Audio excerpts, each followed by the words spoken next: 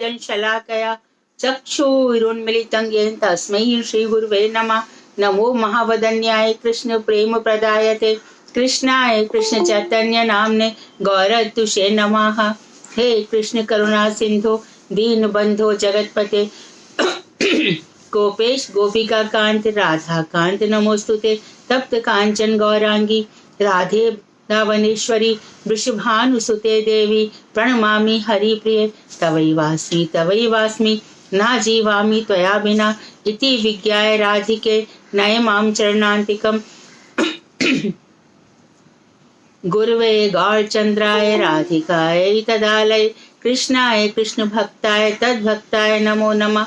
वांशाकल्पतरुश्च कृपा सिंधु एव च पतितानां पावनेभ्यो वैष्णवेभ्यो नमो नमः। श्री कृष्ण चैतन्य प्रभु नित्यानंद श्री अद्वैत गदाधर शिवासादि गौर भक्त वृंद। हरे कृष्ण कृष्ण कृष्ण हरे हरे हरे राम राम राम हरे हरे। मैं सर्वप्रथम मध्य गुरुपाद पद्म नित्य लीला प्रविष्ट जगत वरेण्य ओम विष्णुपाद अष्टोत्तर शत श्रीमद् भक्ति वेदांत श्री नारायण गोसाई महाराज के श्री चरण कमलों में असंख्य असंख्य कोटि दंडवत प्रणाम निवेदन करती। तत्पश्चात जगत वंदनीय नित्य लीला प्रविष्ट ओम विष्णुपाद अष्टोत्तर शत श्रीमद् भक्ति वेदांत श्री वामन गोसाई महाराज के अभय चरण कमलों में मैं कोटि कोटि दंडवत प्रणाम ज्ञापन करती हूँ। तत्पश्चात उपस्थित श्रोता मंडली को मेरा वंदन अभिनंदन और दंडवत प्रणाम। क्योंकि अधिकांश लोग इस्लाम धर्म को अपनाए हैं, काफी लोग हैं और हमारे विश्व की काफी जनता इस्लाम धर्म को भी अपनाती है। और एक प्रथा जो चलती चली आ रही है कि सभी धर्म एक हैं। कल हमने इस विषय पर डीप स्टडी की थी। सभी धर्म एक हैं किस रूप में कि सबका शरीर एक प्रकार से बना हुआ है। धर्म धारयति इति धर्म। धर्म किसको कहते हैं? जो धारण किया जाता है। एक ही परिवार में कोई जैन हो जाता है, कोई वैष्णव बन जाता है, कोई पारसी। एक ही परिवार में कितने लोग विभाजित हो जाते हैं।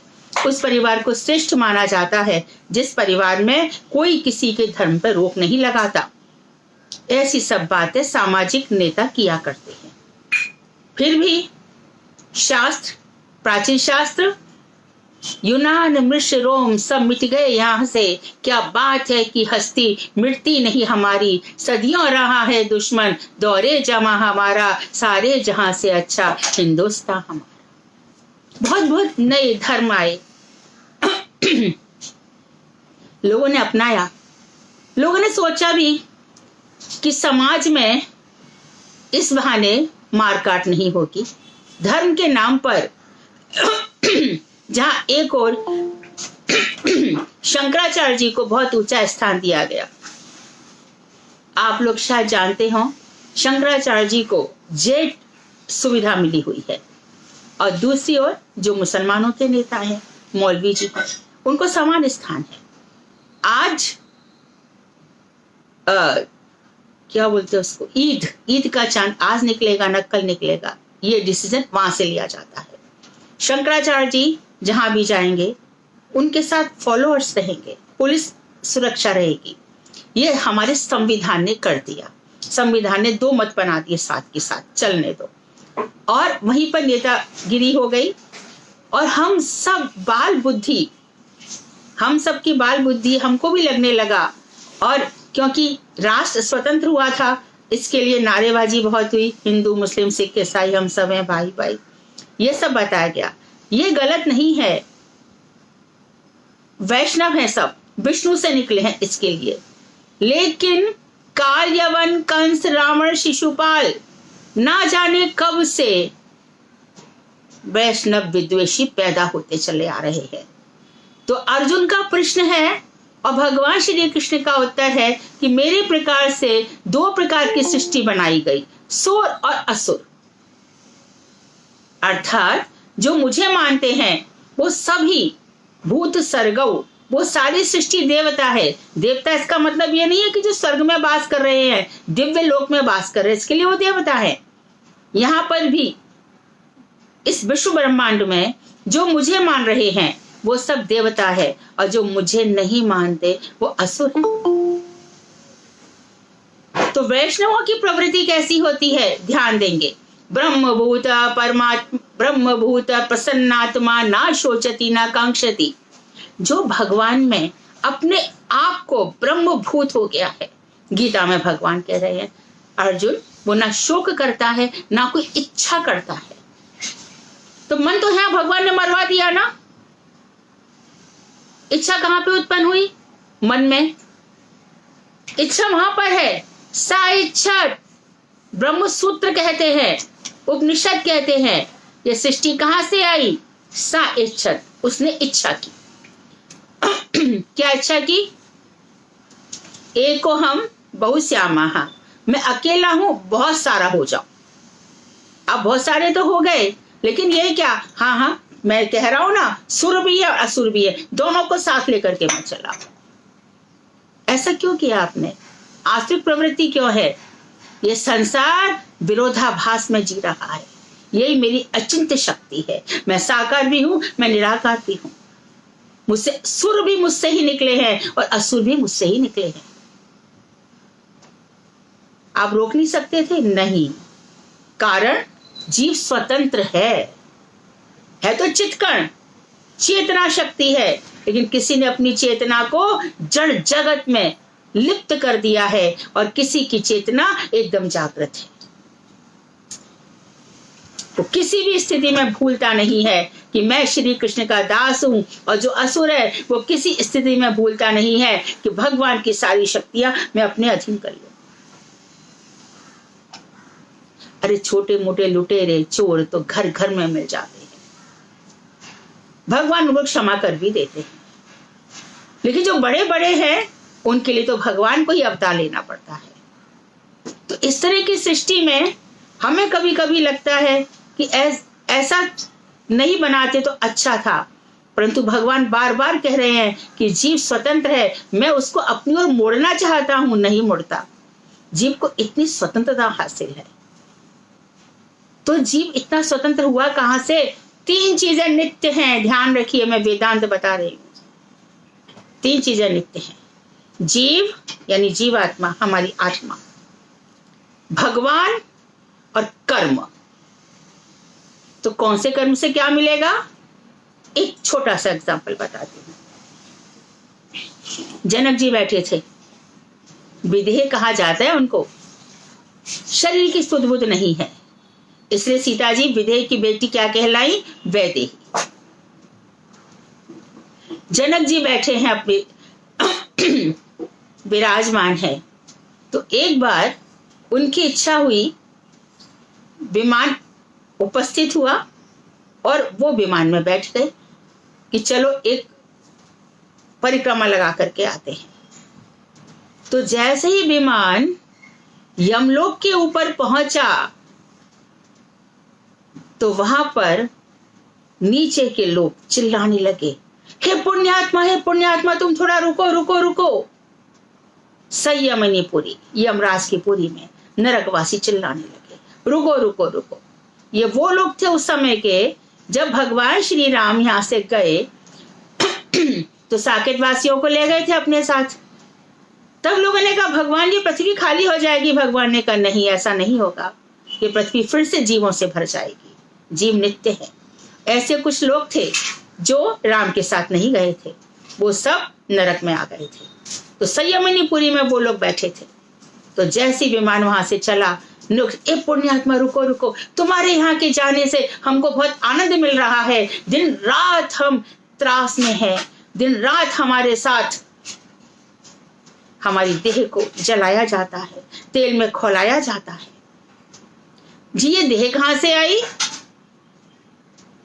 हर व्यक्ति की अपनी आत्मा जैसी स्थिति होती है वैसा शरीर धारण करती है। मर्त लोक में रहने पर वो मनुष्य शरीर धारण करती है, पाताल लोक में रहने पर वो सर्पाकार बन जाती है, और स्वर्ग में जाने के लिए वो चिन्मय शरीर धारण करती है। उसी प्रकार से नरक लोक में जाने के लिए वो तापित शरीर धारण करती है, अभिशप्त शरीर धारण करती है, वहां उसको खूब तपाया जाता है। फिर से वो थोड़ा चले तो नीचे से चिल्ला रहे, पुण्यात्मा यहाँ से आगे मत जाओ। तो जो विमान बहा के वो कह रहे कि महाराज आगे चलिए, उनका रुकिए। तो बताया जा रहा है यहाँ पे ये लोग क्यों इतने दुखी है। क्यों नहीं दुखी हो, ये जो आदमी है ये दूसरे मित्र के साथ स्त्री का भोग करता है, इसको खौलाया जाएगा। ये इंसान है, इसने इतनी चोरी की है, इसके हाथों को काटा जाएगा।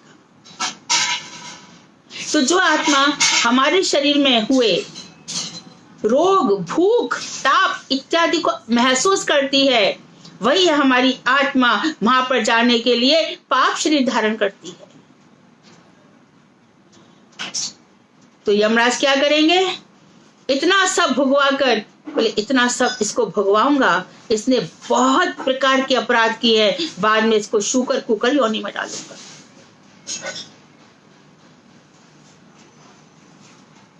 तो हे पुण्यात्मा यहाँ पर रुक जाओ। तो उन्होंने यमराज से प्रार्थना की। तो यमराज बोले कि देखिए यहाँ पर तो वही लोग आते हैं जिनकी नरक में जिनको जाना होगा, इसमें मैं और आप कुछ भी नहीं कर सकते। तो उन्होंने कहा आप इनको बचा लो। बोले बचा भी लूंगा, परंतु मुझे आप ये बताइए कि मैं क्यों नरक की तरफ आया। तो उन्होंने बताया कि एक गाय चर रही थी, आपकी कोई इच्छा भी नहीं थी, फिर भी आप बीच में आ गए और गाय का चरना बंद हो गया, इसलिए आपको यहां से जाना पड़ा।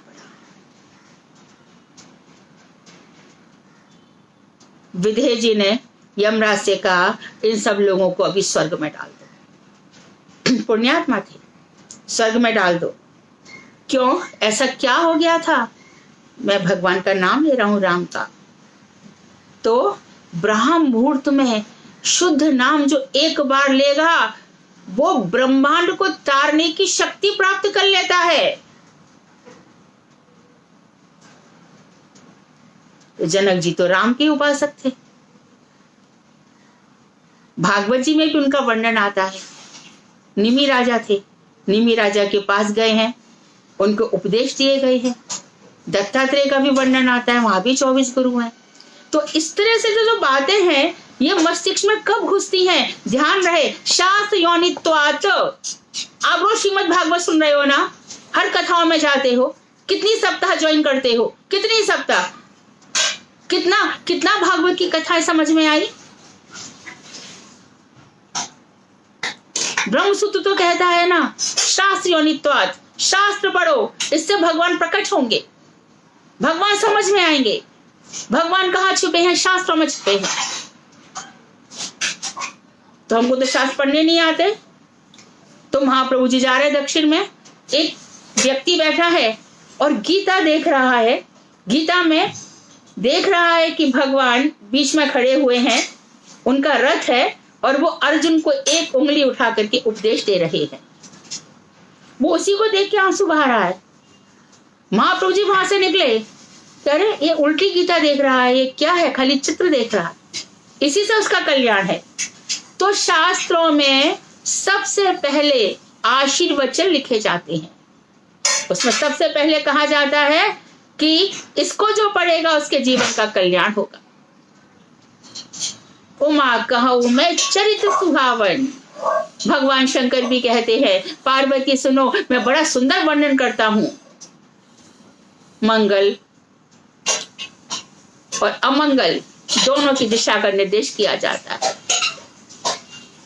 मंगल भवन अमंगल हारी।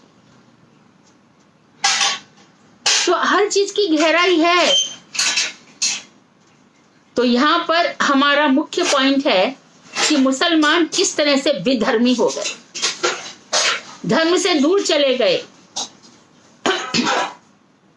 आश्रित प्रवृत्ति जो न होत जग जन्म भरत को, तासु धर्म धुरि धरन धरत को। भरत का जन्म नहीं हुआ होता तो धर्म की धुरी को कौन धारण करता। अरे जिस राज में भगवान श्री राम वनवास में रह रहे हैं, मैं वहां पर भोग बुद्धि रखूं? तो भगवान श्री राम की चरण पादुका ले आए और उन्हीं का सेवन किया। तो सेवक भाव, भगवान श्री कृष्ण की सेवा, यही मनुष्य का परम कल्याण है। इसी में मनुष्य का परम कल्याण है, भगवान की सेवा। सेवा नहीं होती मनोरामी, मन को जो अच्छा लगता है, बात बात में झूठ, बात बात में दम, बात बात में मात्सर्य, बात बात में दूसरों को घुमाना, समझ में नहीं आता ये जीवन कहाँ जा रहा है। अरे रुक जाओ, अंगुली मार से भगवान बुद्ध ने यही कहा था, कितना मारेगा, कितना काटेगा, कभी कभी तो रुक जा। तो आस्तिक प्रवृत्ति ऐसा भी है ना, जैव धर्म में पहले कह दिया, जब समाज की बात आई, हो सकता है जो आज मुसलमान हो कल वो हिंदू भी हो सकता है। मानो किसी ने हिंदू के घर में सेवा कर ली, मानो सेवा करते करते वहां प्रसाद खा लिया, तो कौन बचा सकता है उसको हिंदू बनने से। तो इस प्रकार के गहरे ज्ञान के साथ हम और आगे चलते हैं, जहां पे हमें बताया गया कि ऐश्वर्यशाली है भगवान, वहां पर वह भी बताया गया कि किस तरह से भगवान अपने माधुर्य का प्रकाश करते हैं। उनका सबसे ज्यादा माधुर्य कहाँ प्रकाशित होता है? यहाँ सबसे ज्यादा सेवा है, और सबसे ज्यादा सेवा किसकी है? किशोरी जी की। और किशोरी जी के यहाँ पर उनका बार बार माधुर्य प्रकट होता है, बार बार। अर्थात हमारे हृदय में भी जब श्री किशोरी जी की सेवा की भावना, अर्थात मंजरी सेवा की भावना, किंकरी सेवा की भावना जागृत होगी, तो हमें इन सब लीलाओं के दर्शन करने से कोई रोक नहीं सकता, क्योंकि वो प्रोसेस है, वो सिस्टम है। भजन का भी सिस्टम है, नाम रूप गुण लीला। पहले नाम से प्रेम होगा, फिर रूप प्रकट होगा, फिर भगवान के गुण प्रकट होंगे, फिर भगवान की लीलाओं के मर्म प्रकट होंगे। क्यों जी? एक ही तो लीला है। जीव गोस्वामी को कुछ और दर्शन हो रहा है, चकोती ठाकुर को और दर्शन हो रहा है, प्रभुपाद जी को और हो रहा है। वास्तव में जीवन तो इन्होंने ही जिया, और हम लोग इनको फॉलो भी नहीं करते। कहां से कुछ कुछ भी सुन लेते हैं। भगवान ने गुरुजी भेज दिए, इन किताबों को रख गए, पढ़ लो, तुमको नहीं समझ में आएगा तो पढ़ लो। देखो मैं बता रहा हूं, ये भौम वृंदावन है, यहाँ की सेवा। ऊपर प्रपंच से अतीत वृंदावन है। इस भौम वृंदावन में फिर दक्षिण का राजा श्रेष्ठ है ना, इंद्र श्रेष्ठ है, फिर ब्रह्मा जी श्रेष्ठ है, प्रहलाद श्रेष्ठ है, शंकर जी प्रपंचातीत है, हनुमान जी श्रेष्ठ है, प्रहलाद श्रेष्ठ है, रुक्मणी श्रेष्ठ है। इस प्रकार से वहां वृद्ध भागवतामृतम में वर्णन आता है। तो प्रपंच में कौन श्रेष्ठ है? जो प्रपंच के अंतर्गत आज भी हैं, हनुमान जी श्रेष्ठ है। सारी की सारी भक्ति करते हैं, सब जगह हृदय चीर चीर कर दिखा देते हैं। लेकिन उनको प्रहलाद जी की तरह यह नहीं पता है कि ना कोई शत्रु है ना मित्र है। जो राम का शत्रु है वो मेरा भी शत्रु है। हरे कृष्णा, हरे कृष्णा। आवाज आ रही है? हमको तो आवाज आ रही है ना? हाँ, तो नहीं है तो बहुत अच्छे से आ रही है। हाँ, नहीं आए तो बताना, प्रॉब्लम होगा शायद। हाँ, नहीं आए तो बोल रहा। तो हनुमान जी भगवान श्री राम को रावण शत्रु लगता है। भगवान श्री राम सीधा राम, तो हनुमान जी कहते राम का शत्रु तो मेरा भी शत्रु। प्रहलाद जी को सब जगह ब्रह्म के दर्शन होते हैं। तो प्रहलाद ज्ञानी भक्त है, पांडव प्रेम पर भक्त है, उद्धव जी प्रेमी भक्त है, प्रेमातुर भक्त है। तो इस तरह से भक्तों की कैटेगरी जब हम ब्रज भागवतामृतम करेंगे तब उसमें बातचीत, बहुत सुंदर ग्रंथ है, इसको तो पूरा कर लें पहले। तो जहां माधुर प्रकाश होता है वही हमारे हृदय नाथ कृष्ण या चैतन्य है। भगवान की कल्पित मूर्ति पूजा को बुत परस्त यह भूत पूजा कहने से हम लोगों के मत के विरुद्ध नहीं होता। भगवान की कल्पित मूर्ति, जैसा कि मैंने बताया उस दिन बांके बिहारी जी में जिस तरह से उनको जीन्स पहना दी गई और हाथ में मोबाइल लग दिया गया, हमारे लिए वही बुत परस्ती है। कल्पना मत करो। इसका प्रमाण कथा कहते कहते भगवान का ऐश्वर्य ना रुकता नहीं है। जरूरत नहीं थी अर्जुन को, फिर भी दिखा मेरा विश्व रूप देख, मैं ही हूं। इसी प्रकार से सुखदेव जी जब चिंतन करते हैं तो कभी उनके सामने चतुर्भुजधारी भगवान कृष्ण आते हैं और कभी द्विभुजधारी।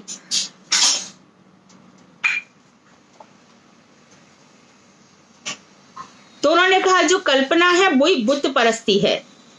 हम लोगों को भी इसमें कोई ऑब्जेक्शन नहीं है। भगवान के नित्य विग्रह की जो पूरी की तरह चिन्मय होता है, पूजा करना वैष्णवों का धर्म है।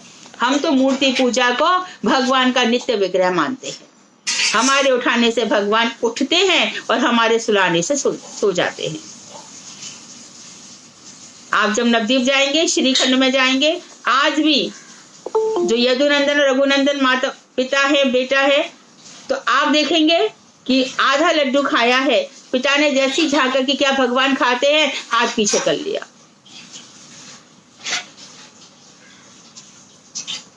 कुंभन दास जी इधर गोविंद कुंड में भी लीला है, वहां भी कुंभन दास जी नहाने जा रहे थे तो रोज भगवान उनके पीछे कंकड़ी मार देते थे। तो 5 दिन तो कुंभन दास जी देखिए मुस्कुरा के आगे चल दिए।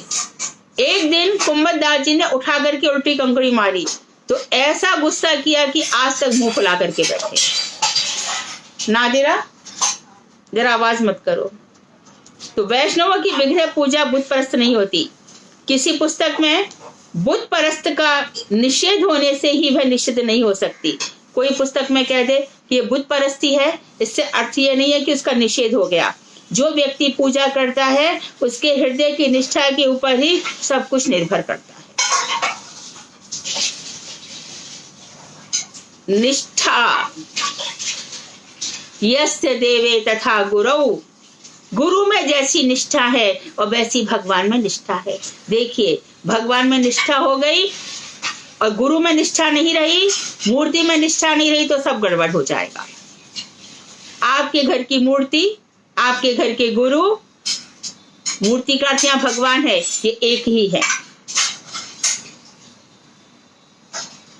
तो निष्ठा के ऊपर सब कुछ निर्भर करता है। उसका हृदय भूत पूजा से जितना ही परे होता है वह उतने ही शुद्ध रूप में विग्रह की पूजा करता है। अर्थात वो ये नहीं समझता जो पूजक है कि मैं मूर्ति पूजा कर रहा हूँ, वो हमेशा क्या समझता है, मैं भगवान की सेवा कर रहा हूँ, महाराज अम्बरीश की तरह। यदि कोई आपसे पूछे आप क्या कर रहे हो तो आपका उत्तर होना चाहिए मैं सेवा में हूँ, मैं भगवान की सेवा कर रही हूँ। क्या कर रहे हो? अरे पहले मैं कपड़े तो पहना दूं, मैं सेवा में हूँ, मैं भगवान को वस्त्र धारण करा रही हूँ, मैं भगवान को प्रसाद करा रहा हूँ, प्रसाद सेवा कर रहा हूँ। तो सब कुछ निर्भर किस पर करता है? हमारे भाव पर, हमारी निष्ठा पर। आप मौलवी हैं, आप भी परम पंडित हैं, आपका हृदय भी भूतातीत हो सकता है। अर्थात इसको काष्ठ पत्थर की मूर्ति मत मानो, पंच महाभूत में से मत मानो इसको। यद्यपि मूर्तियां काष्ठ की हैं, लकड़ी की हैं, पत्थर की हैं और कभी कभी तो हम रेती की भी मूर्ति बना लेते हैं। बहुत सी जगह करवा चौथ इत्यादि होता है, मिट्टी का एक डेला उठाया, कलावा बांध और आओ विराजो गणपति। तो आपके जो पंडित चेले हैं, क्या उनका हृदय भूत चिंता से रहित हो गया है? जितनी दूर तक भूत चिंता है वे उतनी ही दूर तक भूत पूजा किया करते हैं। मुख से तो निराकार तो कहते हैं किंतु हृदय भूत चिंता से भरा है। शुद्ध विग्रह पूजा सामाजिक होनी कठिन है। वह केवल अधिकारी के अनुसार व्यक्तिगत चीज है। अर्थात जो भूत चिंता से ऊपर उठ गए हैं वे ही शुद्ध रूप में विग्रह की सेवा पूजा कर सकते हैं। तो भूत चिंता अर्थात ये मिट्टी की बनी है, ये लकड़ी की बनी है और ये मृत है। अच्छा भगवान में प्राण प्रतिष्ठा कर दो, मूर्ति लेकर आए हैं, प्राण प्रतिष्ठा का विधान है, प्राण प्रतिष्ठा कर दी गई। प्राण प्रतिष्ठा के पहले बड़े आयोजन होते हैं, भगवान को गेहूं में रखा जाता है, कई बार जल छिड़काव किया जाता है, प्रोक्षण किया जाता है, शुद्ध किया जाता है। उसके बाद उसमें अच्छा, जब आपने मान लिया कि प्राण प्रतिष्ठा हो ही गई, तब वो भगवान बुद्ध कैसे हो सकते हैं? राधा रमन लाल जी के यहाँ प्रसाद सेवा हो रही है और राधा रमन जी आज भी रसोई में ही प्रसाद पा रहे हैं, सिंहासन उनका खाली दिखाई देता है। मूर्ति पूजा, श्री देवानंद जी गौड़िया मठ मूर्ति पूजा चल रही है, मूर्ति का प्रसाद लगाया जा रहा है, 3 दिन से रोज सब्जी चल रही है और राधा रानी आके कहती है कि तुम्हारा पुजारी रोज प्रसाद जला रहा है। मूर्ति पूजा यहाँ पर है।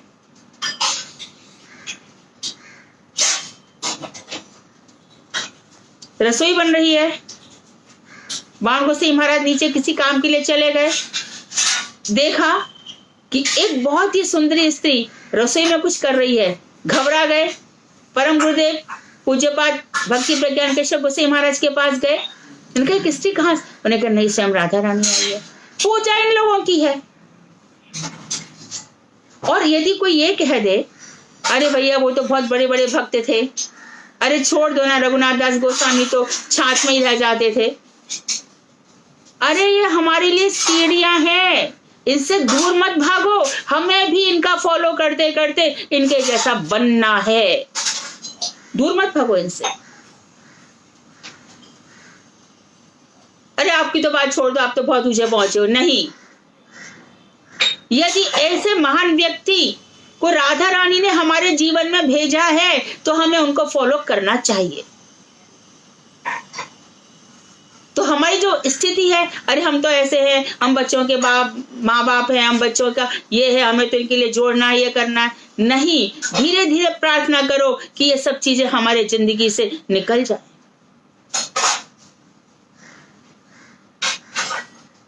बात तो बहुत ऊंची है लेकिन सच भी है, भागवत कह रही है। नारद जी की जब मैया मरी और उन्होंने 4 महीने तक साधुओं का उच्छिष्ट खाया और साधुओं के मधुर वचन सुने, हृदय में ऐसी भावना जागृत हो गई भक्ति की कि मैया मरी तो उन्होंने क्या कहा, अच्छा ही हो गया, मेरे भजन में जरा सी बाधा थी वो भी निकल गई। अब उन लोगों की तुलना उनसे करो, अरे भैया मेरी मैया मर गई, मुझे तो अभी ये सब करना है, बाप मर गया, ये सब करना है, अपना भजन का फिर भागवत कहाँ सुनी?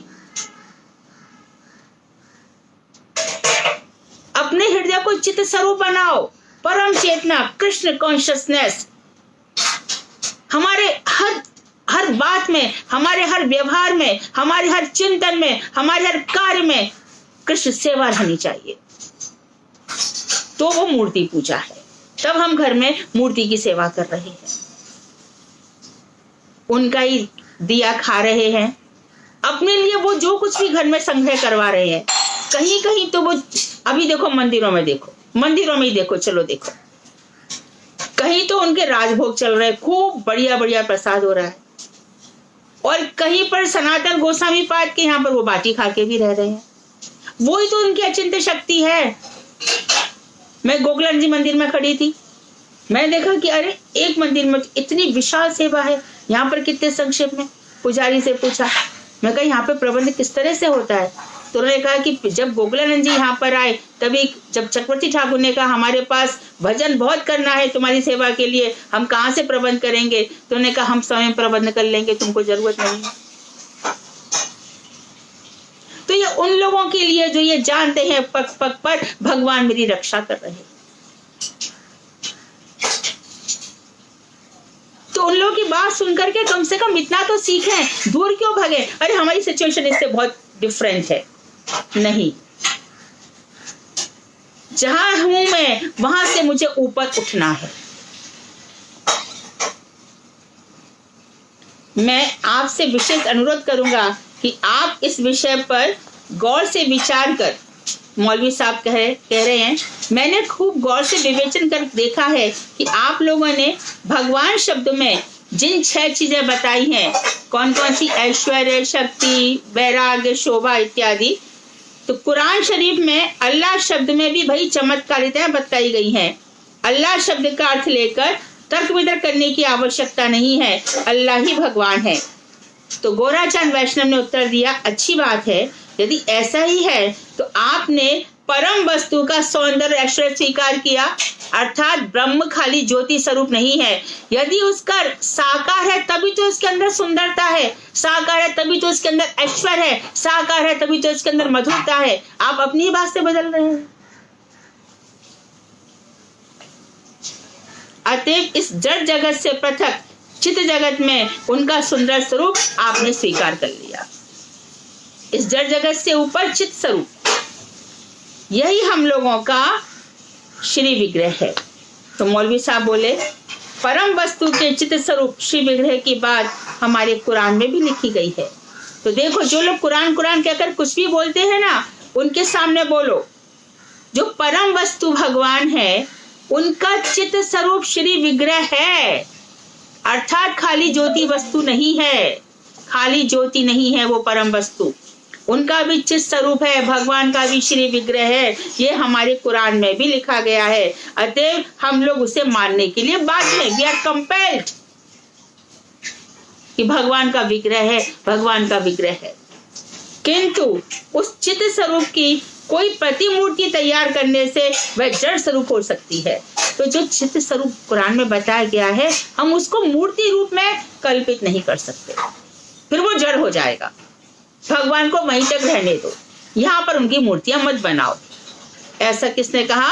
क्योंकि यहाँ पर आने से वो जड़ हो जाएगा।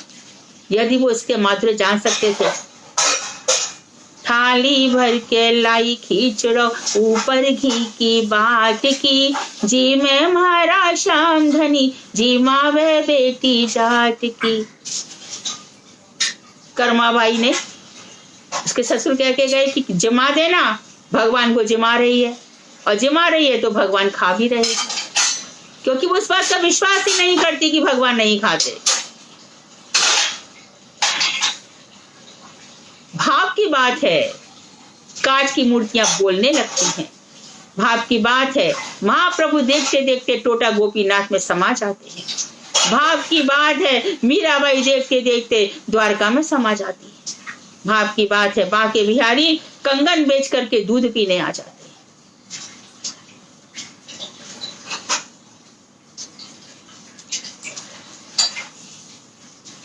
बहुत गहरी बातें हैं, हमें अपनानी चाहिए। तो हमें इस जड़ जगत से पृथक चित्त जगत में आपने उनका सुंदर स्वरूप स्वीकार किया, तो हम लोगों के श्री विग्रह हैं जो ऊपर हैं, और यही वो भौम इस भूमि वृंदावन में भी है, सप्त देवालय में है।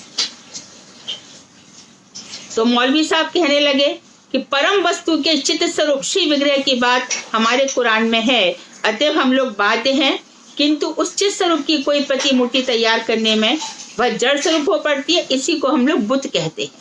संसार में जो आपने मूर्तियां बनाई वो हमारी बुत यानी भूत है।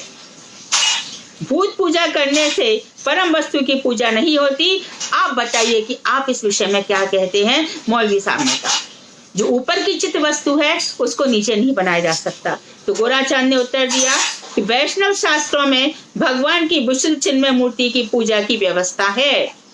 हमारे शास्त्रों में बताया गया है कि भगवान की मूर्ति की पूजा की जा सकती है। तुलसीदास जी आ गए मथुरा में, और कृष्ण भी, दोनों हटवादी। तुलसीदास जी भगवान श्री राम की पूजा करते हैं, और कृष्ण कहते हैं मथुरा में मेरा ही राज है, यहाँ राम का क्या काम। तुलसीदास जी कहते हैं कि भगवान मुझे दर्शन दो, तो भगवान श्री कृष्ण ने अपना दर्शन दिए। तुलसीदास जी अब आज भी वो स्थान है, कहा कहूँ छवि आज की भले बने हो नाथ, तुलसी मस्तक जब नवे धनुष बाण लो हाथ। बहुत सुंदर है, बड़े सुंदर लग रहे हो कृष्ण, परंतु मैं तो अपना मस्तक जब ही नवाऊंगा जब आप मेरे इष्ट देव धनुष बाण हाथ में लेकर के आओगे। तो कित मुरली कित चांद्रिका कित गौवन को साथ, अपने जन के कारण कृष्ण बने रघुनाथ। कहाँ तो मुरली चली गई, कहाँ उनकी चंद्रिका चली गई, कहाँ गौएं चली गई, और अपने लोगों के लिए कृष्ण रघुनाथ बनकर आ गए। है कि नहीं मूर्ति पूजा?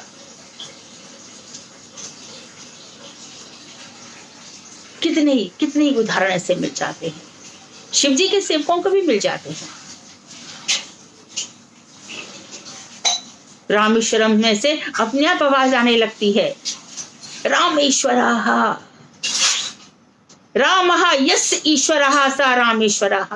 शिवलिंग से आवाज आई। राम जिसके ईश्वर हैं, राम के ईश्वर शिव नहीं, राम जिसके ईश्वर है, संशोधन किया गया। तो इन मूर्तियों के पास, जैसे कि मानो टोटा गोपीनाथ चले गए, वहां हम देखते हैं भगवान की थाई में एक छोटा सा एक डेंट, क्रैक जैसा है, यहां से घुसे हैं भगवान। देखते रहते हैं। इमेजिनेशन से तो नहीं होता, ध्यान कर सकते हैं। ध्यान बस, भगवान ध्यान की वस्तु है। तो इस विषय में वो विचार व्यक्त करने लगे। तो उन्होंने कहा कि हम भगवान की चिन्मय मूर्ति को, जो आप बुत परस्ती कह रहे हैं, भूत परस्ती कह रहे हैं, हम उसको चिन्मय पूजा कहते हैं। उच्च श्रेणी के भक्तों के लिए पार्थिव वस्तु अर्थात पृथ्वी, जल, अग्नि आदि भूतों से उत्पन्न वस्तु की पूजा करने का विधान नहीं है। उच्च श्रेणी के जो लोग हैं वो इन चीजों की, पृथ्वी, जल, तेज, अग्नि से बनी जो मूर्तियां हैं उसकी पूजा नहीं करते। देखो उसमें बताया उन्होंने, यस्य आत्मबुद्धि कण पे त्रिधातु के स्वधि कलत्रादिषु भौम इत्यदि यत् तीर्थ बुद्धि सलीले ना कतिच जनेषु अभिज्ञेषु साएब गोखराहा। वो महामूर्ख है जो तीर्थों के जल को ही जल समझता है भगवान के, और वैष्णवों के चरण रज को तीर्थ नहीं समझता। जो मूर्ति को ही मूर्ति समझता है लेकिन लोगों में भगवान के दर्शन नहीं करता, वो महापशु है। इसलिए तो हिंदू किसी पर आक्रमण नहीं करते, सब में तो भगवान का वास है। इसी बात को आधार बना करके गांधी जी ने कीर्तन बना दिया, वैष्णव जन तो तेने कहिए पीर पढ़ाई जाने रे, पर उपकार करे सो मन अभिमान ना आने रे। दूसरा का उपकार कर रहा है तब भी मन में अभिमान नहीं आ रहा।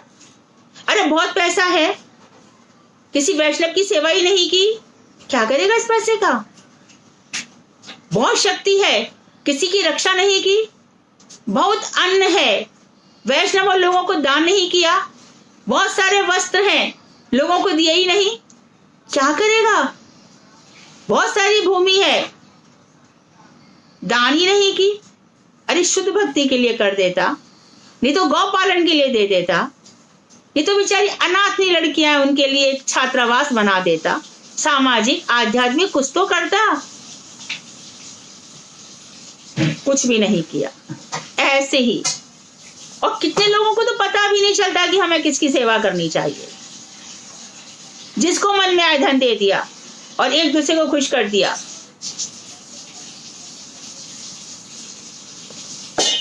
मालूम भी नहीं है कि धन देना भी किसको चाहिए। गीता जी बता रही है, दान यद दियति दानम, देश को, काल को समझ करके और पात्र को समझ करके दान देना चाहिए।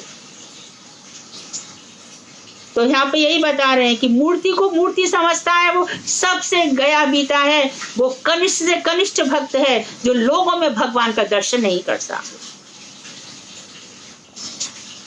भूतानि चांति भूतेज्यः इत्यादि सिद्धांत वाणियों से भूत पूजा की अप्रतिष्ठा ही सूचित होती है। तो हम भूत पूजा उसको मानते हैं जो खाली मूर्ति को तो समझ रहा है, अरे मैं तो आज भगवान को बहुत जिमाया, भगवान को बहुत खिलाया, भगवान को मैंने हीरे के श्रृंगार पहना, ये पहनाया, और घर का व्यक्ति सिसक रहा है, उसको 2 रोटी नहीं मिल रही। हमको लग रहा है कि भगवान ने माना, भगवान स्वीकार नहीं करते। गुरुदेव गोवर्धन का अन्नकूट करवाते थे और साथ ही के साथ ये घोषणा करते थे कि इस अन्नकूट में यदि किसी का, गुरुजी कहते एक कण का भी गया, एक कण भी किसी ने डाला तो वो किसी जन्म में भूखा नहीं रहेगा। तो ये बुत पूजा है क्या? हम गोवर्धन का अभिषेक करते हैं, महामूर्ख लोग कहते हैं अरे एक पिक्चर आई है, ये आई है कि दूध क्यों चढ़ाना है। अरे मूर्खो, जो दूध चढ़ाया जाता है वो नीचे सस्य श्यामला धरती पर पहुंचता है। धरती में इतना दूध पैदा हो जाता है कि धरती शुद्ध हो जाती है, और जो उसमें से अन्न उगता है वो पुष्टिकारी होता है, पोषण होता है।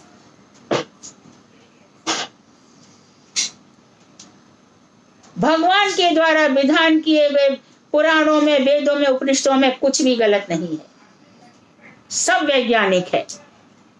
जो नए नए मूर्ख लोग आते जाएंगे, कुछ कुछ कहते जाएंगे जो हमारे सुनने योग्य नहीं है। तो एक विशेष बात है, मनुष्य ज्ञान और संस्कार के तारतम्य से अधिकार भेद प्राप्त होता है। जैसे उसके संस्कार हैं और जैसे ज्ञान है, उसके हिसाब से उसको अधिकार प्राप्त होता है। जिन्होंने शुद्ध चिन्मय भाव को समझ लिया है, केवल वे ही चिन्मय विग्रह की उपासना करने में समर्थ हो सकते हैं।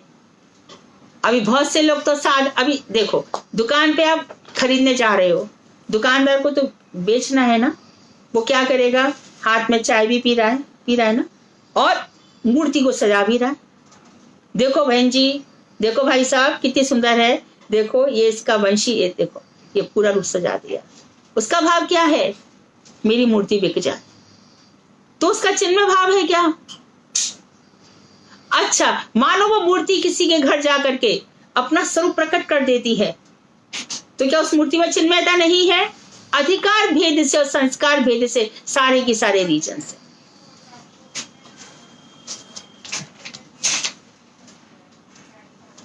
जिन्होंने शुद्ध चिन्मय भाव को समझ लिया है, इस विषय में जो जितने भी नीचे हैं वे उतने ही कम समझ सकते हैं। कम समझ रहा है वही बस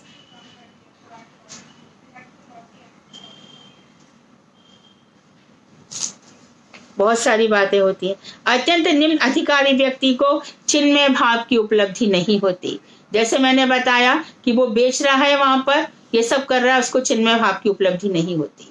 इसी प्रकार से जो पान खा करके, सिगरेट बजा करके, रास्ते में शंख बजा बजा करके बेच रहा है, दिखा रहा है, तो क्या उसके मुख से ओमकार निकल जाएगा? क्या वो शब्द ब्रह्म बन जाएगा? ये सब निम्न अधिकार उच्च अधिकार के बीच की बातें हैं। इसलिए वे लोग मन से भी ईश्वर का ध्यान करने पर जड़ीय मूर्ति की कल्पना किया करते हैं। मन से जो ईश्वर का ध्यान होता है, वहां भी वो जड़ीय मूर्ति उसी की कल्पना किया करते हैं। रास्ते में जो भी मूर्ति मिल गई, सबको या तो क्रॉस या चिंतन, या कोई बहुत बड़ा अपने आप को भक्त समझेगा, कहीं भी चप्पल उतारी, प्रणाम किया, और सब जगह किसी भी मूर्ति को कहीं भी, जाने कहां से मूर्तियां प्रकट भी हो जाती हैं। अरे जीवदानी देवी है, उनके यहाँ पर जाओ, सब मनोकामना, एक वो है वहां पर चले जाओ। रंगेश्वर मथुरा में भगवान, ये जो है रंगेश्वर भगवान है तो शिव जी, कोई डाउट नहीं है। कंस उनकी पूजा करता था, उसके लिए कंस के लिए वो, तो कंस ने तो क्या किया, भगवान के लिए ही रंगशाला खोल दी, यहाँ युद्ध करना पड़ेगा।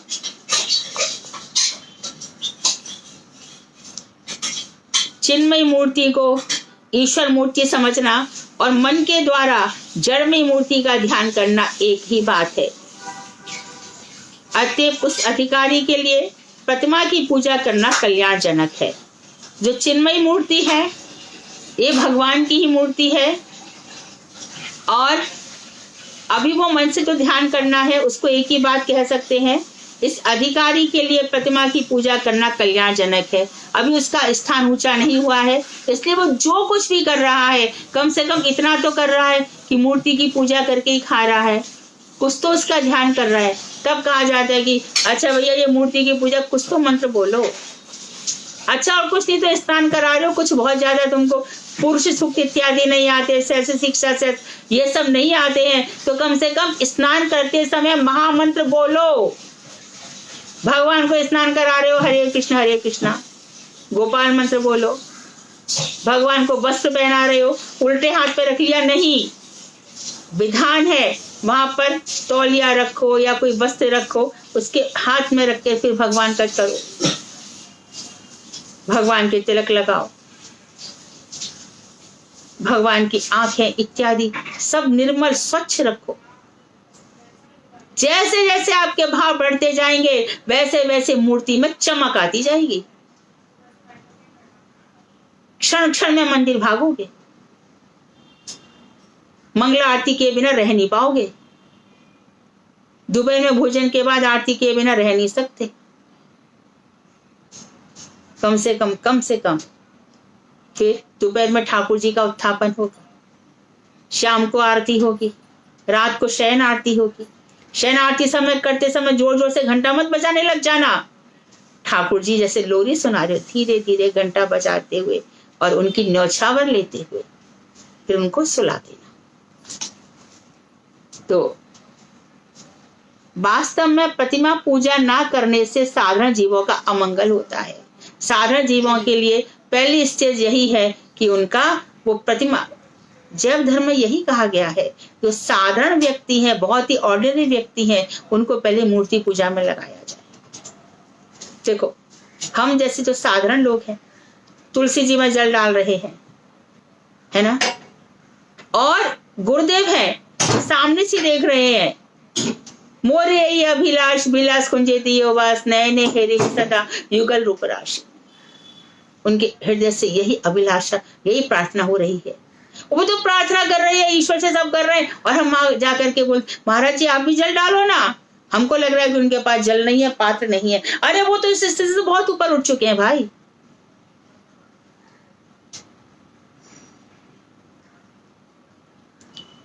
जब गुरुदेव हमेशा कहते थे कि देखो मंगल आरती में एक जन खूब आरती कर रहा है और एक जन आंखों में आंसू बहाते हुए सोच रहा है कि अरे अब ये दो मन स्थान है, राधा जी अपने स्थान पर चली जाएंगी, कृष्ण अपने स्थान पर चले जाएंगे। आहा क्या इसने, बस योग माया की कृपा देखो। एक ने नीलांबर पहन रखा है, राधा जी ने पीतांबर और कृष्ण ने नीलांबर।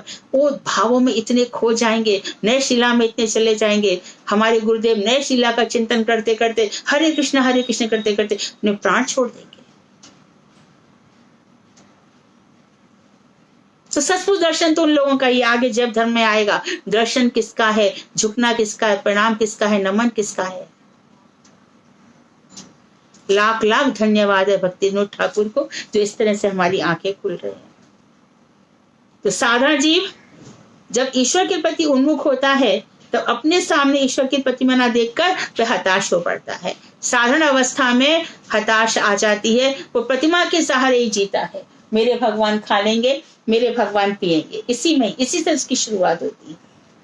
तो जिन धर्मों में प्रतिमा पूजा नहीं है उस धर्म के निम्न अधिकारी व्यक्ति नितांत विषयी और ईश्वर विमुख होते हैं। जहां पर मूर्ति पूजा नहीं होती दूसरों के मजाक बनाते हैं। Leave, eat, drink and B Mary, जूते लगाओ उसमें, ईट, ड्रिंक एंड बी मैरी।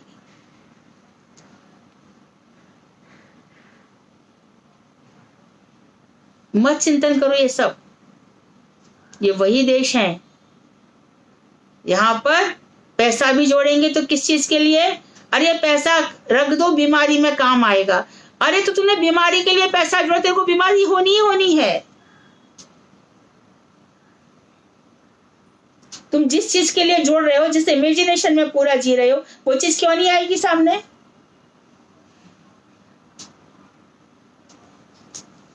उन देशों की बात छोड़ दो, वहां पर क्या है ना, जो विदेश में रहते हैं वो लोग जानते हैं।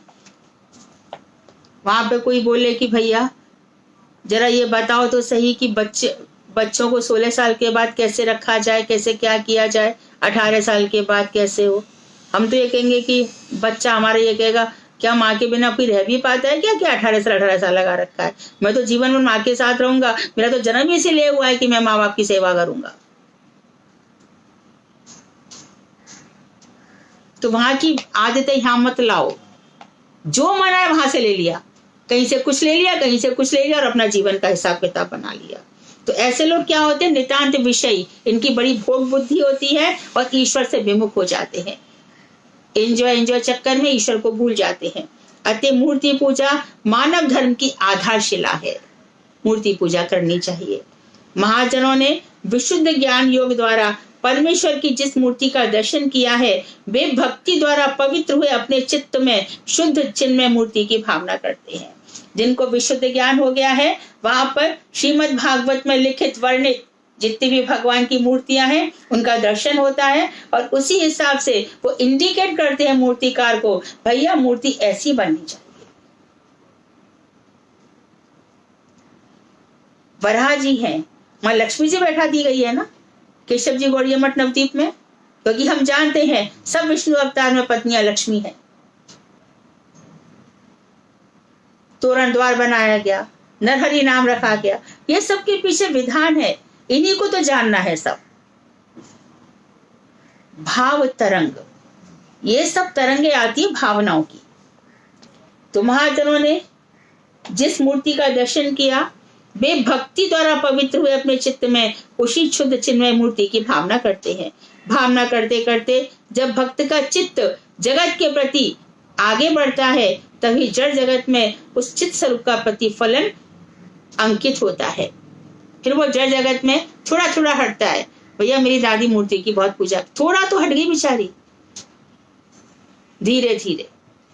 इसलिए जब कोई कोई नया भक्त बनता है, उसका पहला मन होता है मेरे घर में गोपाल जी आ जाए। फिर धीरे धीरे बताया जाता है कि भैया गोपाल जी उनका सच्चा स्वरूप नहीं है, सच्चे स्वरूप में तो वो 16 वर्ष के बालक हैं।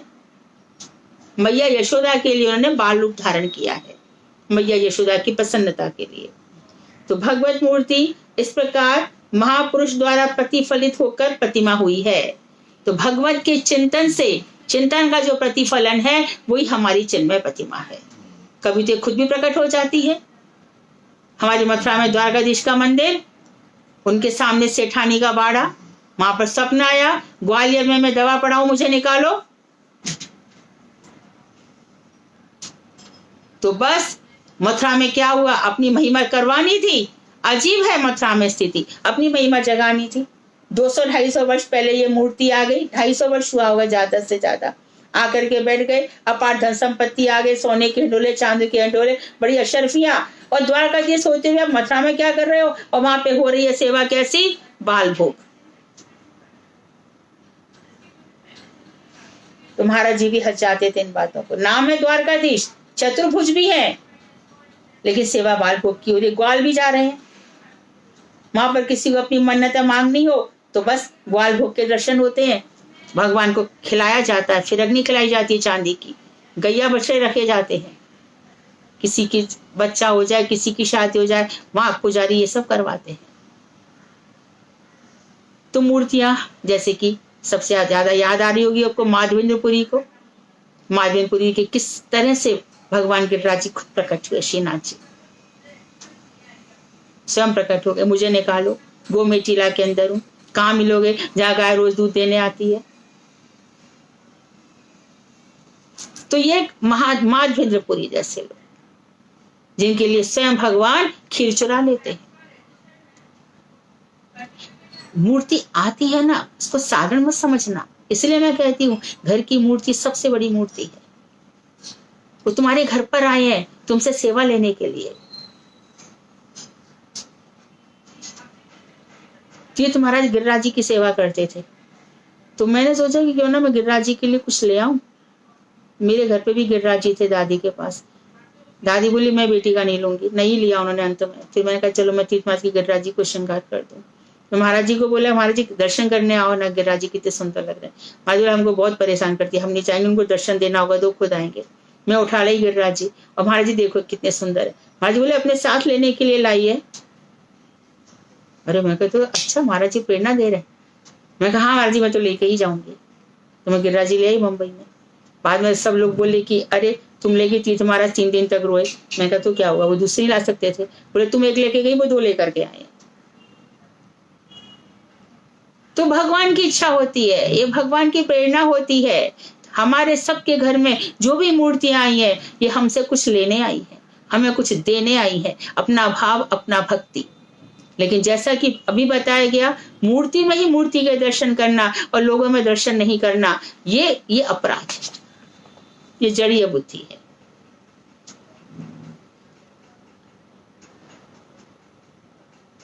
भावना करते करते भक्त का चित्त जगत के प्रति फैलता है, तभी जड़ जगत में उस चित्त स्वरूप का प्रतिफलन अंकित होता है।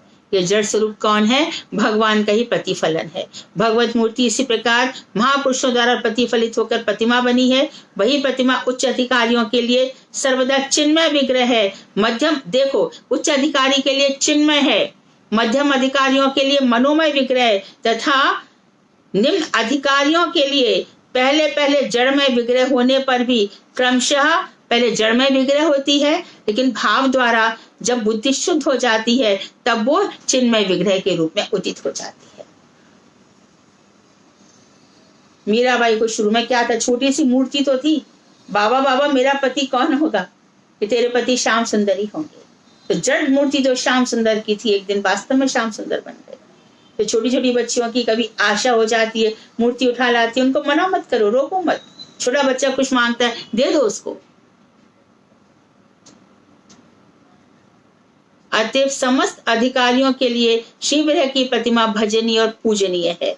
सभी लोगों को मूर्ति की पूजा करनी चाहिए, भजन करना चाहिए। कल्पित मूर्ति की पूजा की आवश्यकता नहीं है, कल्पना मत करो, किंतु नित्य मूर्ति की प्रतिमा अतिशय मंगलमय होती है। अर्थात हमारे भगवान पीतांबर पहनते हैं या हमारे भगवान सुंदर सुंदर जो भी वस्त्र पहनते हैं, मन गणत नहीं करना चाहिए। हमारे भगवान कभी प्याज लहसुन को देखते तक नहीं है, उन्होंने त्याग कर दिया है। कभी मत खिलाना उनको। हमारे भगवान शुद्ध जल पीते हैं, चाहिए तो कभी कभी उसमें गुलाब जल की 1-2 बूंद डाल दो। हमारे भगवान रस सिक्त जल पीते हैं, कभी उनको अनार का रस पिला दो, कभी मौसमी का रस पिला दो।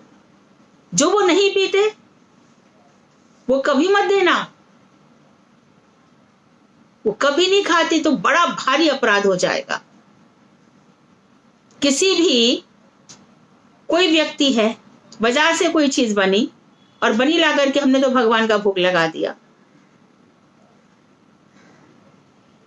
कभी कभी ऐसा हो सकता है कि कोई भी वस्तु उपलब्ध नहीं हो रही है, कहीं से कुछ भी आ रहा है, तो हम यही तो मानते हैं कि भगवान का भोग लग जाएगा तो शुद्ध हो जाएगी।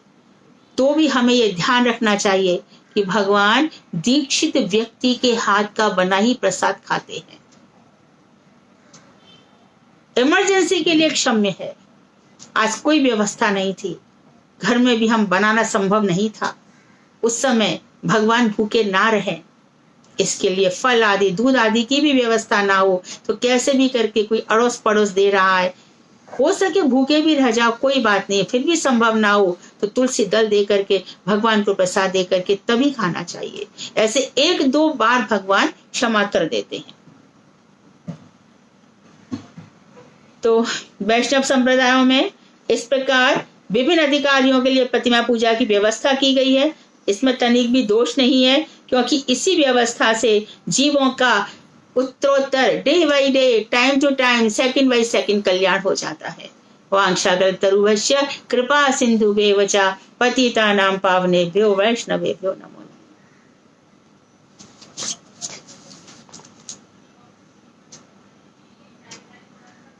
हरे कृष्णा। हरे कृष्णा मधु जी, आज मुझे जाना है जल्दी। अच्छा अच्छा, ठीक है सरिता जी, ठीक है, ठीक है, हाँ। हरे कृष्णा।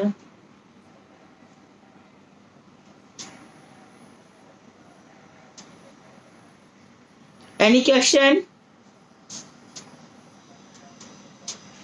हरे कृष्णा दीदी, दंडवत प्रणाम। हरे कृष्णा। मेरा ही क्वेश्चन होता है, बोलोगे पता नहीं क्या बोलते रहते हैं। नहीं नहीं, बोलो बोलो, तुम्हारे पास सबको अच्छे लगते हैं, बोलो। दी मेरा ना कल से बहुत सारी मतलब दिमाग में बातें आ रही हैं, बहुत ही रिलेटिव है। हाँ हाँ। तो मतलब इस बार जो मैं गई थी वहाँ कार्तिक में, तो दी मेरे मन में आया मैं बोली दीदी से पूछूंगी, फिर भूल गई। मगर कल का कुछ ऐसा मठ में कुछ बात हो गई तो उससे ना मेरा और दिमाग खुल गया कि नहीं पूछना जरूरी है, क्योंकि इससे सीख मिलती है। तो दीदी जैसे कि हम भजन कर रहे हैं और गुरुवर के साथ रह रहे हैं और दीदी उसकी संसार भी नहीं छूट रही है और सब कुछ आता है उन्हें और संसार भी नहीं छूट रही और गुरुवर के साथ रह रहे हैं, एनी टाइम मतलब गुरु की सेवा करना, गुरु के आसपास घूमना फिरना, दीदी ये कैसी भक्ति है?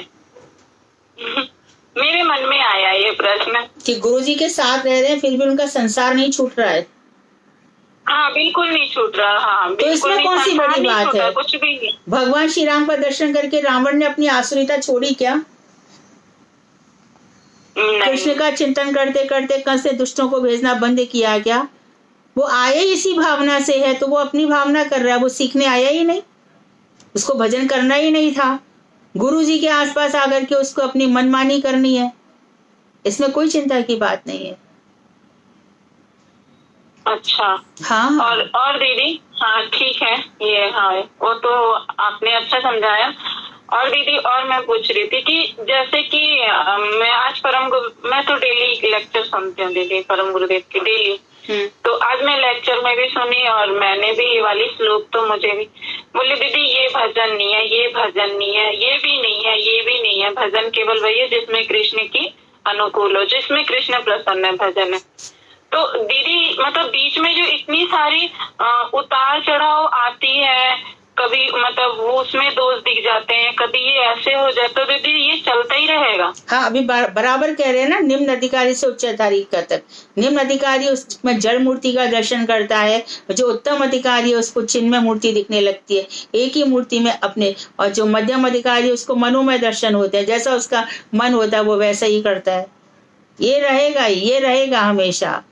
तभी तो लेवल्स पे भक्ति चलती है ना, सब स्तर भक्ति के इसीलिए है ना। 64 अंग बताए, फिर 5 अंग बताए, फिर 1 अंग बताया, फिर भक्ति के साधन बताए। ये रहेगा, ये हमेशा रहेगा। अच्छा, और दीदी जैसे कि मतलब मेरे दिमाग में आया कि मैं मतलब दो वैष्णव है, मैं मतलब उनमें ज्यादा मैं फोकस देखती हूँ कि मतलब वो ज्यादा आप बोलते ना हाईलाइट। जैसे एक आप हो, मैं आपको जब से जानती हूँ मैंने कभी देखा नहीं कि आप आगे एक और पूज्यपाद आपके गुरु भाई हैं संजय प्रभु, ये सब। तो दीदी जैसे और भी बहुत सारी बातें होती है, कभी कदाल कान में आ ही जाता है कि आज ऐसे हुआ वैसे हुआ, उसने मेरे को ऐसे बोल दिया। तो दीदी मैं इस जगह मतलब अपने विचार में ये सोची कि दीदी मुझे मतलब जिसको भजन करना है उसे ये सब चीजों में नहीं रहना चाहिए। केवल गुरु का जो गुरुदेव देने आए हैं, जो हमारे 3 प्रयोजन, अविद्या और संबंध। तो मतलब मैं बता रही हूँ दीदी, मतलब मैं आपको बताना चाह रही हूँ कि जो मैं सोच रही हूँ, तो दीदी हमें इस पे लक्ष्य करना चाहिए ना कि हमें ये सब नहीं सुनना चाहिए, या हमें नहीं सुनना चाहिए, सुनकर भी अनसुना करना चाहिए। प्रपंचात्मक, यदि प्रपंचात्मक हम सुनते रहे तो प्रपंच में, गुरु वैष्णवों में इतनी सामर्थ्य है कि वो सुनकर भी उससे अलिप्त हो जाएंगे। हम लोगों की वो ये बातें जो हम साधारण स्थिति में हृदय पे अपना आधिपत्य जमा लेंगी तो भजन चौपट हो जाएगा। इसलिए वो जो सब कुछ हो रहा है होने दो, हमें बिल्कुल भी उस विषय में चिंतन करना ही नहीं है, कभी नहीं करना है। और दीदी को सुन लो ना तो दिमाग में चलते रहता है कि ऐसा भी होता है क्या, अरे क्यों हुआ होगा, अरे क्यों बोले होंगे वो, अरे नहीं ये क्या भजन है, फिर नहीं बोलना चाहिए, ऐसा चलता है दीदी। तो फिर मैं विचार करते गई, अपना काम भी करती हूँ, ये सब विचार करती हूँ कि ये सब ना सुनो, मतलब सुनो ही नहीं तो मन में आएगा ही नहीं। यही हुआ, बस एक अच्छा कोई शुद्ध वैष्णव का संग करो। आपने बोला है कि अगर संग भी नहीं मिल रहा तो ग्रंथ का संग करो, और गुरु जी तो है ही। बस वही, इसी में रहोगे तो भक्ति की ऊंचाइयों को प्राप्त कर लोगे। नहीं तो हमारा लेवल 1 मिनट में हम भ्रष्ट हो जाएंगे। बिल्कुल ना, सुनकर भी सुनना नहीं है, देखकर भी देखना नहीं है, और बोलना तो है ही नहीं। और दीदी मैं आपसे एक चीज और मतलब मेरे दिमाग में आया, मतलब मैं आपसे मतलब क्लियरली पूछ लेती हूँ कि मतलब जैसे कि बहुत से ऐसे मैंने देखा कि हम ये कर लेंगे, हम वो कर लेंगे, ऐसे कर लेंगे। अच्छा दीदी मेरे मन में आया, अगर हम शुद्ध भक्ति कर रहे हैं, अच्छा भजन कर रहे हैं, तो दीदी कृष्ण, अभी आपने बोला ना कि जैसे जैसे भाव बढ़ेगी वैसे वैसे हमारी जो मूर्तियां हैं उनके और रंग निखरेंगे। तो दीदी मैं आपसे मतलब मैंने देखा जो आपके साथ कुछ ऐसा पिछला हुआ या कोई हुआ, तो दीदी अगर हम सही हैं, हमारा भजन अच्छा है, तो दीदी ना हमें कोई नीचे गिरा सकता है ना हमें कोई ऊपर कर सकता है। हमारे कृष्ण हमें बिल्कुल परफेक्ट सही है दीदी। मतलब मैं जो तक अभी तक ऐसा ही है, बिना आधार के महल बन गया तो धराशायी हो ही जाएगा, लेकिन आधार भूमि बहुत तगड़ी है तो किसी की ताकत नहीं गिराने की। ठीक है दीदी, अब तो और अच्छा सा हौसला सा हो गया। बस आप अपनी कथा सुनाते रहना और हमें किसी का संग नहीं चाहिए, बस गुरुजी और आपकी कथा सुनते रहो। बस मन में ना बहुत सारे प्रश्न आ जाते ना, कुछ भी सुन लो तो ऐसे तो कार्तिक में ही कुछ ये सब कलयुग का दोष है और आपसे पूछ लिया। कलयुग का दोष है, होता ही रहेगा। हमारे मठ मंदिर ऐसे ही सब होती है, सब भविष्यवाणियां की हुई हैं। इनकी किसी भी घटना से हमें प्रभावित नहीं होना है।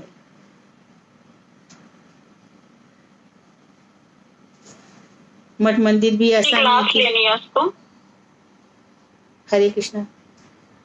हाँ हरे कृष्णा दीदी। मैं कह रही हूँ कभी किसी घटना से प्रभावित नहीं होना है, ये सब नॉर्मल बातें हैं। हाँ जी दीदी।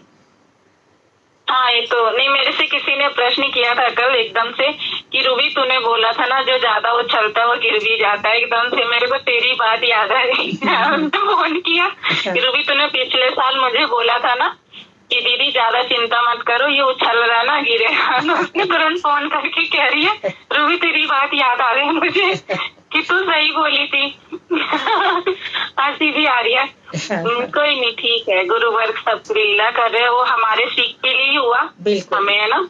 बिल्कुल बिल्कुल। ठीक है दीदी। मैं दीदी एक नंबर आपको भेजूंगी, आप उसे उपदेशामृत में ऐड कर देना जरा। उसको एक लड़की है, उसको उपदेशामृत का ही क्लास लेना, जैव धर्म उसने कर लिया है। अच्छा अच्छा। ठीक है दीदी। हाँ, हरे कृष्णा दीदी। हरे कृष्णा। कोई और क्यों नहीं पूछते आप लोग? हाँ बैठो, हाँ पूछो, सब बैठे हैं पर पूछो तो सही, पूछिए। हरे कृष्णा। हाँ दीदी, मैं ये जो आज की क्लास में आपने पढ़ाया कि ये जो प्रपंच है, ये प्रपंच के विषय में समझाओ आप मुझे कि इसमें अनुमान श्रेष्ठ। प्रपंच संसार को तो प्रपंच कहते हैं। संसार में सब कुछ चलता रहेगा, इससे हमें विमुख होना है, नहीं तो हम भगवान से विमुख हो जाएंगे। संसार में चलता रहेगा, ये रुकने वाला थोड़ी है। संसार को छोड़ना पड़ेगा, हृदय से हटाना पड़ेगा। संसार में रहकर भी संसार से अलग होना पड़ेगा, जैसे कि कमल कीचड़ से ऊपर रहता है।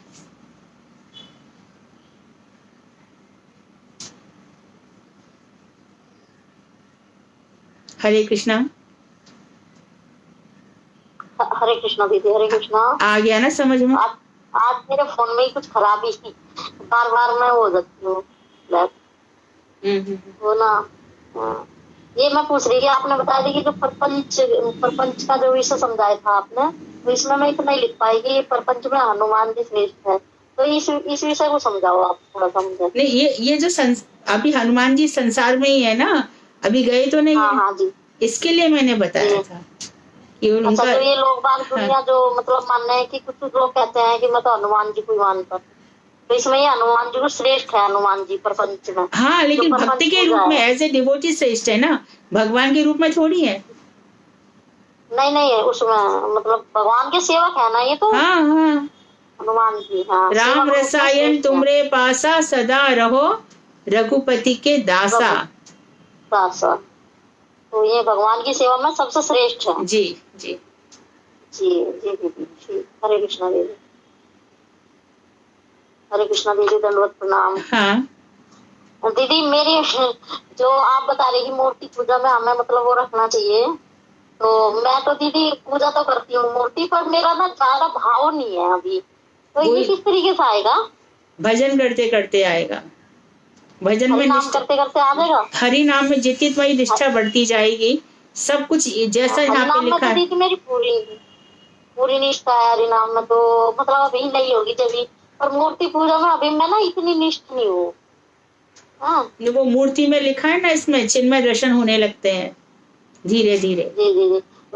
वैसे तो दीदी अभी इतना फर्क हुआ कि पहले मैं मठ मंदिर जाया करती तो मुझे खास विशेष वो नहीं होता था, लेकिन इस बार जब मैं कार्तिक में गई तो इस बार मैं भगवान के जैसे दर्शन करे तो मुझे सिंगल दर्शन ना इतने सुंदर हुए कि मुझे आज तक नहीं हुए थे। कि सब दिखाई दिया मुझे, भगवान राधा रानी की कैसी चोटी हुई, क्या क्लिप लगा।